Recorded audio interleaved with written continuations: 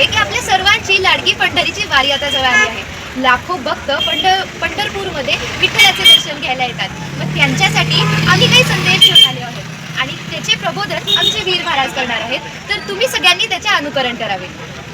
रामकृष्ण हरी। वरद आणि सृष्टी हे कायमच पर्यावरणपूरक या ठिकाणी उपक्रम राबवत असतात आणि त्यांची इच्छा सर्वांची अशी आहे की ही वारी सुद्धा पर्यावरणपूरक झाली पाहिजे। आमच्या सगळ्या येणाऱ्या लाखो वारकरी भाविक लोकांनी पर्यावरणाचा कुठेही ऱ्हास होईल अशा पद्धतीची वागणूक करू नये।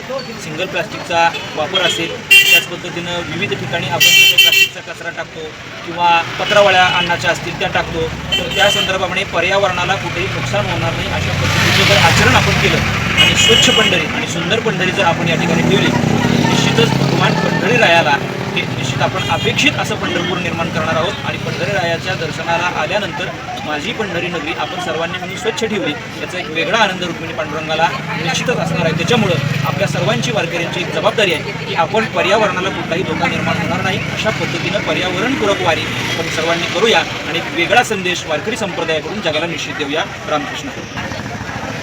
आपण ज्या वेळेला आळंदीपासून पंढरपूरला निघतो, देहूपासून पंढरपूरला निघतो किंवा विविध क्षेत्रातून दिंड्या पंढरपूरला येत असतात, तर त्या वाटेमध्ये अनेक वस्तूंचं वाटप होत असतं। त्या ठिकाणी प्लास्टिकचा कचरा निर्माण होतो, तर अशा पद्धतीचा प्लास्टिकचा कचरा निर्माण होऊ नये याची खबरदारी वारकऱ्यांनी घ्यायची। त्याच पद्धतीनं पंढरपूरला आल्यानंतर चंद्रभागेचं वाळवंट तुकोबारांनी असं सांगितलं की जे वाळवंट आहे ते कसं असलं पाहिजे। तुका म्हणे वाळवंट बरवे नीट उत्तम, ते वाळवंट हे बरोबर नीट आणि उत्तम म्हणजे स्वच्छ अतिशय चांगलं आणि पावित्र्य रक्षण करणारं ते वाळवंट राहिलं पाहिजे। ही जबाबदारी आपली वारकरी म्हणून असली पाहिजे।